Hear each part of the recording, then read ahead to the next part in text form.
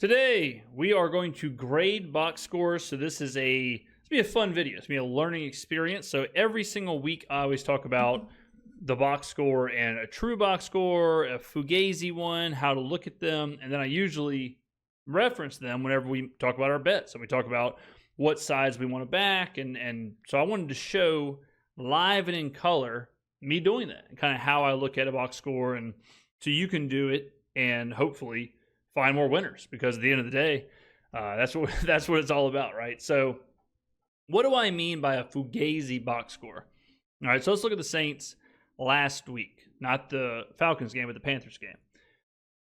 So if you look at this game from an outside, just 20,000 feet up look, you would look at this and say, man, the Saints must be really, really bad because they lost to the Panthers, right? That's going to be the overwhelming narrative. If you look at the box score, though, you can see Saints dominated the box score. Yards per play, total yards, first downs, time of possession, turnover battle, rushing, the whole thing. So the Saints, that's exactly what happened in the public, was teams were backing Atlanta, and the Saints line went from a pick'em to 3.5, which, because of the fake box score, we can say it's an overreaction, right? So we want to find the overreactions one way or the other early and bet on them or bet against them. So let's take a look at what happened last week, and we'll do it all together. I'm going to be using VSiN's odds and splits board for some of this. VSiN, if you're not rocking and rolling VSiN by now, you're so far behind the game.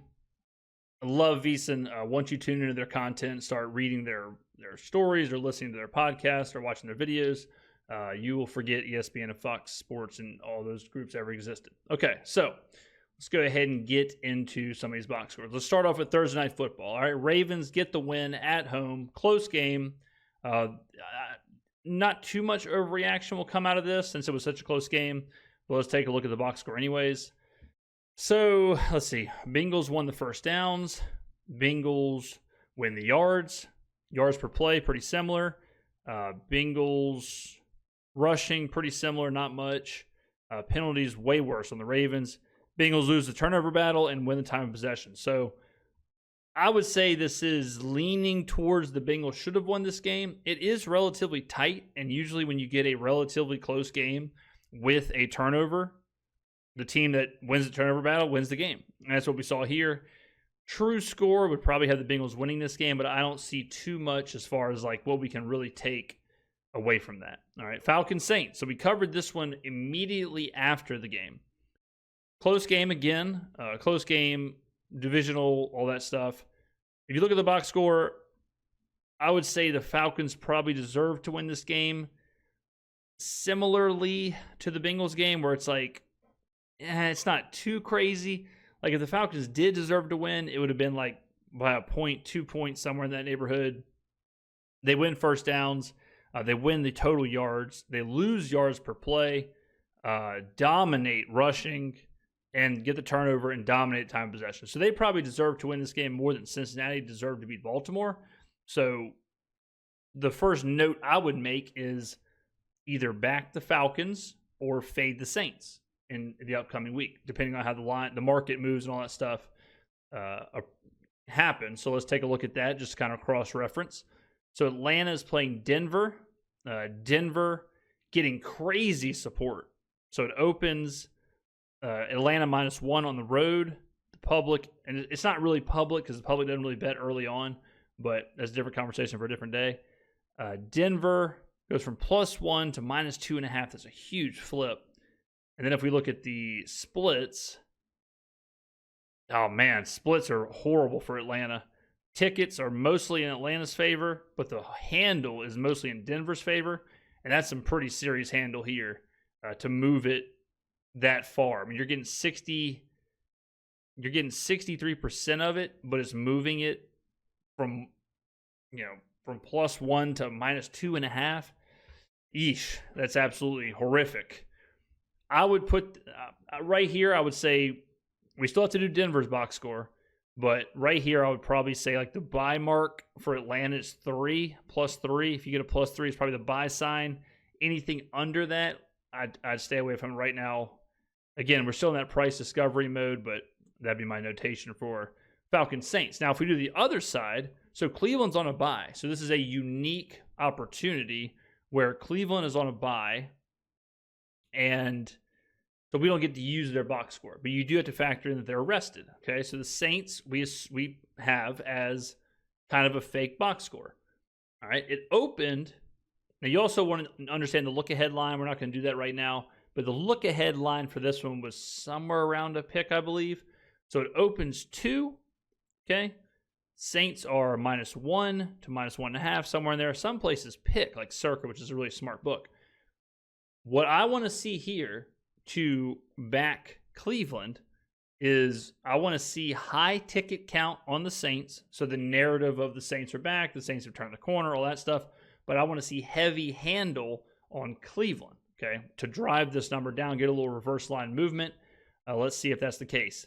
That is exactly the case. 66% of the bets are on the Saints, and 82% of that handle is on Cleveland. So to me, it looks like Cleveland is the right side, and it looks like you might want to get them now, especially at 1.5, 1.5, 2. It looks like this line is going to probably close somewhere around Saints -1, Saints pick. So there you go. Next game. All right, so that's interesting. Make a note on that. And again, you have to factor in other circumstances like injuries, time off, travel, all of that. But it's just an easy way to start the box score grades. Giants, Panthers, interesting one. Germany game, so you got to factor that in. Overtime game, always interesting too. If I had to guess, New York's going to win this box score. All right, let's see. First downs, New York, 24-15. Third downs, equal. Total plays, a lot more plays. Time of possession, New York will dominate that. Yards, slightly. Now, this goes, I would say, you factor in, like, okay, they beat them in the yards, sure, by 36, but they also ran almost 20 more plays. So that's when you see yards per play. Carolina had better yards per play, so that's kind of a wash. Rushing, Carolina did very well on the ground, 6 yards a carry for 188 yards. Carolina won that. Carolina won the turnover battle, lost time possession. So, yeah, I mean, this is about right. I would say this is probably right there. Looks good to me. So I wouldn't take too much off of that. Turnovers are always like, you get a huge turnover discrepancy, it's going to kind of throw everything out of whack. But I wouldn't say that one was wrong or right. Patriots, Bears, all right, 19-3. Interesting game here. Bears, horrible loss for the Bears. Bears turn around and fire Shane Waldron after the game. So this is going to be a heavy narrative game right here. So let's see what actually happened. Now, in blowouts, it is a little different because the team ahead, like the Patriots, are up 13-3. They're up 19-3 in the fourth, so they're not really trying to do much. But look at this box score. 16-11 first downs. Jesus. 5.4 yards per play to 2.4. Rushing 4.1 to 3.7. Dang, the Patriots even lost the turnover battle. And they won time of possession. So like this one, I would push even further for fading the Bears. This is where it's like, this is worse than the box score seems. Against a team that isn't the Patriots, this is like 28-3, 35-3, 31-3. This is just an absolute domination in the box score. I could only look to fade the Bears. Move out of this. This is not a narrative's wrong. Ugly stuff here. I'm not exactly backing the Patriots because of how poor the Bears were. Maybe there should have been a bigger gap, but the Bears, my God, 1.8 yards per pass. Ooh, at home too. That's horrible, man. That is absolutely disgusting. It's real quick. Let's just look at what the Bears are. They off this week? Oh man, they have played Green Bay. Yep. Look at this. So. Yeah, so opened 3. So this is a good example, right? If you're doing this, because Green Bay, so if you're doing this, Chicago's at home, you're doing this like immediately after the game. So if you're seeing this immediately after the game, you are doing everything you can to get Green Bay, -3, -3.5, -4, all the way up here now to 6. Now we'll start seeing some buyback or whatever. But yeah, horrible stuff from the Bears. Bills Colts. Okay, this is important because the big standalone game this upcoming week is Bills Chiefs, right? So we want to really dial in on Bills Colts, Chiefs Broncos. Let's start with Bills Colts. Bills Colts. So let's see. Wasn't a blowout. So it was 20 to 13 at half. Okay, so competitive game. So the stats do stand. Bills barely win the first downs.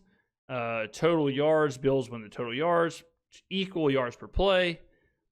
Rushing.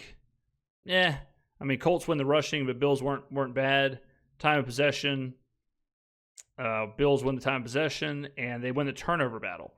All right, so this is definitely a fair box score. I wouldn't take a ton out of this, but yeah, fair box score. And some of them just are fair. Like some of them just play out how they should have played out. Let's go to the next one.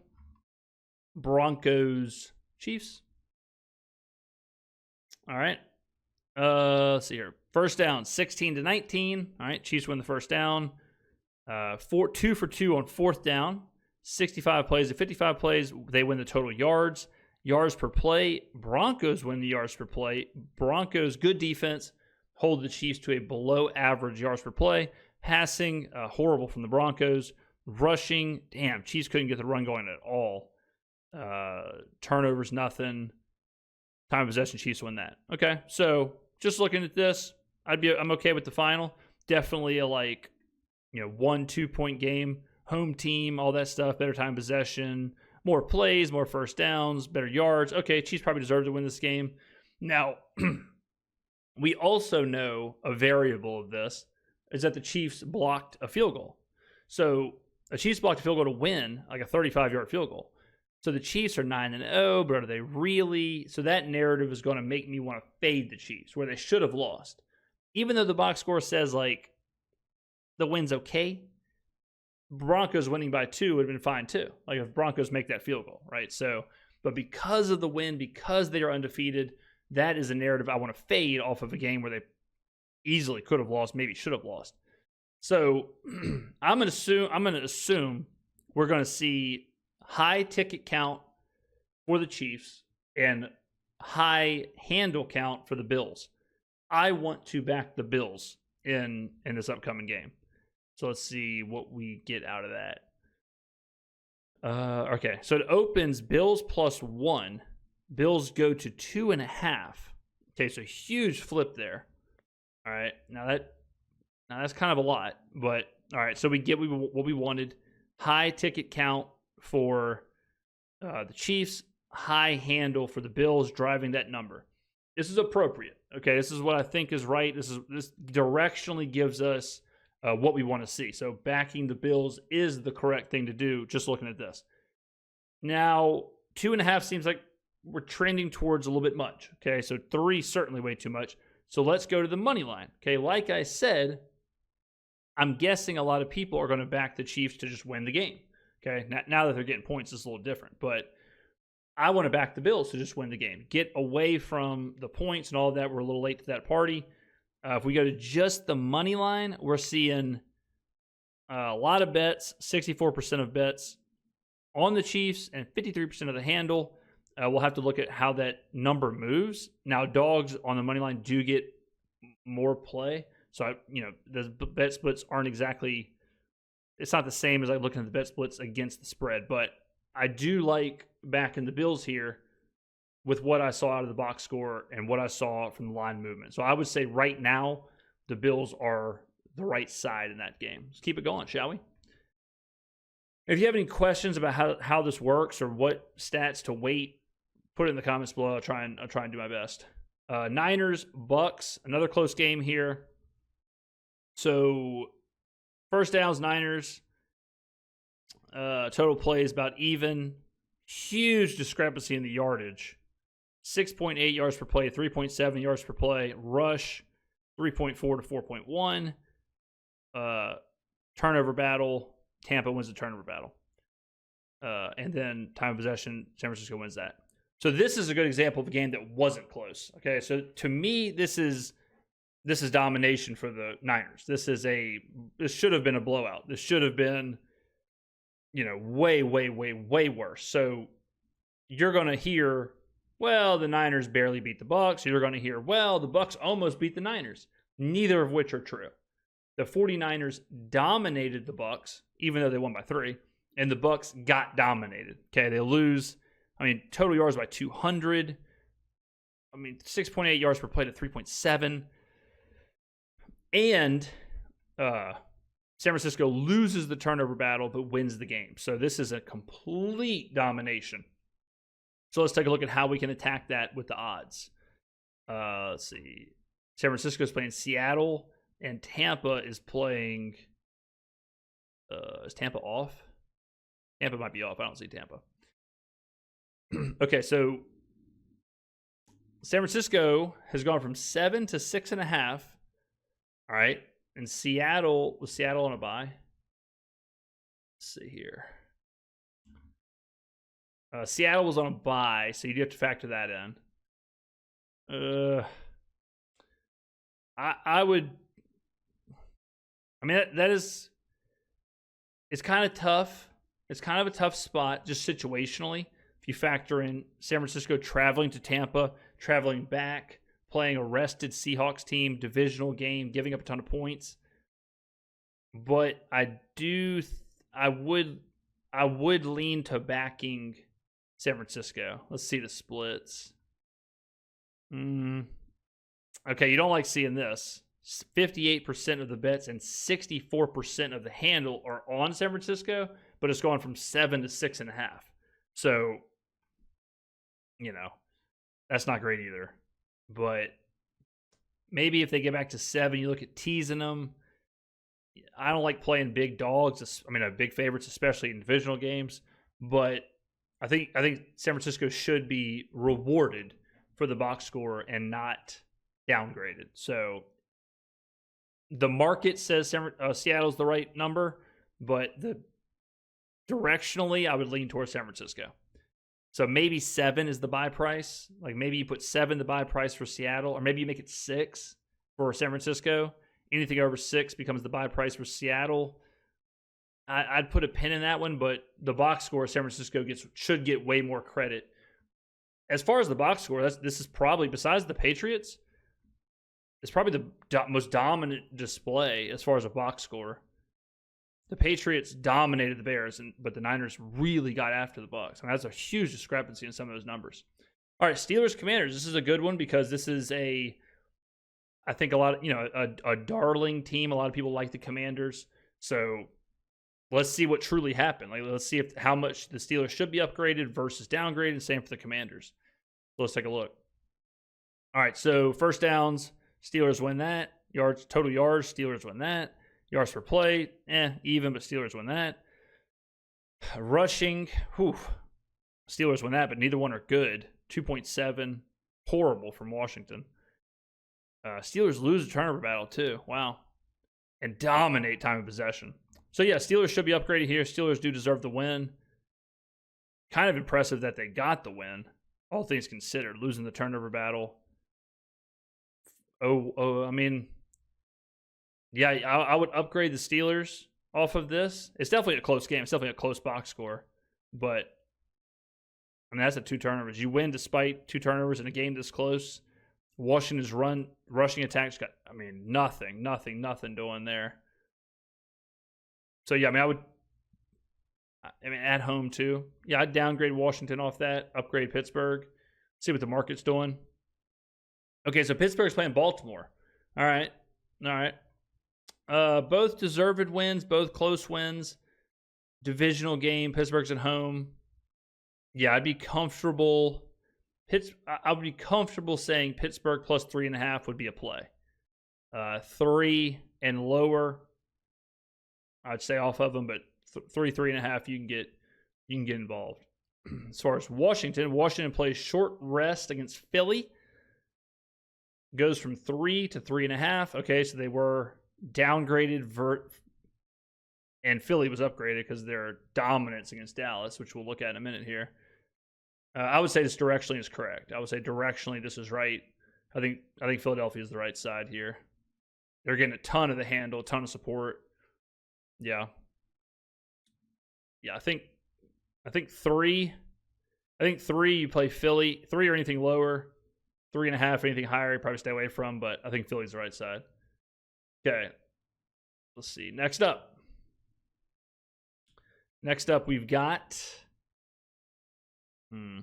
Vikings Jags. All right, disgusting game, hideous game. Vikings dominate first downage, 28-10. Oh my God. Look at this. 82 plays to 43, 402 yards to 143, 4.9 yards per play is below average, 3.3 yards per play is horrible. Mac Jones. Yards per rush, 3.9 to 3.1. Time of possession, obviously. Turnovers, 3-3, but equal. Jesus. Minnesota should have won by more, but 402 yards on 82 plays isn't great. So the yards per play is kind of whatever, especially against such a bad Jacksonville defense. So horrific display from, or not horrific, but a bad display from the Vikings offense. A good display from the Vikings defense. I mean, 143 total yards, 3.3 yards a play, 3.1 yards a rush, 5-11 on third down, 10 first downs in the game. Yeah, I mean, this tells me offensively it was virtually nothing for Minnesota, and defensively they were really, really good. They should have won by more. This is way bigger of a difference than 5 points. So Minnesota might be a little undervalued coming out of it. They're playing the Titans. And then Jacksonville is probably a little overrated coming out of it. It depends on who plays quarterback for Jacksonville. Like that, injuries do matter, so you do have to factor that in. Let's see if Tennessee played the Chargers. Okay, perfect. Next game. So let's see how that went. And then we'll go back and look at the Vikings Tennessee line. All right, 23-19 first downs. 309 to 289 yards. YPP 5.4 to 5.7. Pretty good for Tennessee. 5.7 yards per play on the road against a decent Chargers defense. Rushing, Chargers 3.7 yards a rush. Tennessee's a good defense, but not that good. Tennessee got what they wanted, 6.3 yards per rush. Damn. This is a crazy one. See, this one right here, this is an interesting situation because I would say looking at this, I would say that Tennessee should have won the game. I would say Tennessee should have won the game, or it's like super, super close. And the fact that they lost by 10 is crazy. Yeah, this is a crazy box score. The yards are different, but there's six plays of difference. Tennessee wins the yards per play. Tennessee wins the rushing by a lot. I mean, no defensive or special team touchdowns. I mean, it's kind of hard to even tell how Los Angeles scored. Yeah, I mean, Tennessee, I would say this is a fake box score. So you'd want to upgrade Tennessee, who's undervalued coming out of this game. You want to downgrade Los Angeles because they're overvalued coming out of this game. Now, the problem is, I hate to say this because this has burned me so many times this year, but you've got to kind of back Tennessee against Minnesota here. Now, this also has under written all over it. What is the total? I bet the total this has got under written all over this game. Yep, there's the movement. Opens 42, drops to 39.5. Yeah. So it's definitely got under written all over it, but if it's an under, the points are more valuable. Yeah, I think Tennessee 6 or better is probably a play. So, and then the Chargers, okay. So I would say Cincinnati is your play because Cincinnati certainly could have beat Baltimore. The Chargers should have lost to Tennessee. If those games flip, if Cincinnati beats Baltimore, and if the Chargers beat or lose to Tennessee, are the Chargers laying 2.5? No, right? So I like Cincinnati in this one. Now you do have to factor in the human element. Is Cincinnati is their dream over? Is the season over? Are they kind of heartbroken after a tough loss against their rival? Then they got to travel all the way to LA. So you factor in that a little bit, but great teaser leg. I mean, it's not a long teaser, but good teaser leg. But I think Cincy's the right side here. Yeah, I think Cincy's the right side. I think Tennessee's the right side coming out of that game. Okay, let's keep going. That's a good one. That is a good fake box score right there. A game where it's like, pretty close. Tennessee probably should have won. Wait, what the hell? They lost by 10? Yeah, that's what you want to see. All right, I got a feeling this one's just going to be... yeah, this is a disgusting, despicable box score. Blowout the whole way. Even with the blowout, 2.6 yards per play, 5.4, 49 yards passing, 5 turnovers. Nothing to see here. Philly deserved winner. Deservedly 34-6. Downgrade Dallas as much as you want. Upgrade Philly, fine. Philly, Washington, like I said, this is probably right. So if you're downgrading Washington off of the Pittsburgh loss, if you're upgrading Philadelphia, Philly's at home. Okay, that's how you get to 3.5. Maybe you get a 3. But yeah, that all checks out. All right, Jets Cardinals, another complete blowout here. Real quick. Oh my God. 7.1 yards of play to 3.8. Yeah, I mean, 406 yards to 207. Nothing to see here.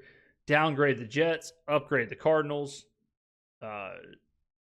Jets should be downgraded off this. They are. Opens 4.5, goes to 4. Okay. That means Indianapolis is taking money. And then flip side of that is Arizona. Where are they? Are they on a bye? I guess so. Yeah, Arizona. Big time upgrade. Big upgrade there. Let's see if they're on the bye. Let's see. Week 11. Yes, Arizona, Tampa. Okay, yeah. Good stuff from Arizona, though. That's definitely a huge win, huge upgrade. They're playing strong, real strong. That's as good of a win as you'll find. All right, Lions, Texans. Hell of a game here. Let's see if it was deserved. 19-16 Lions on the first downs.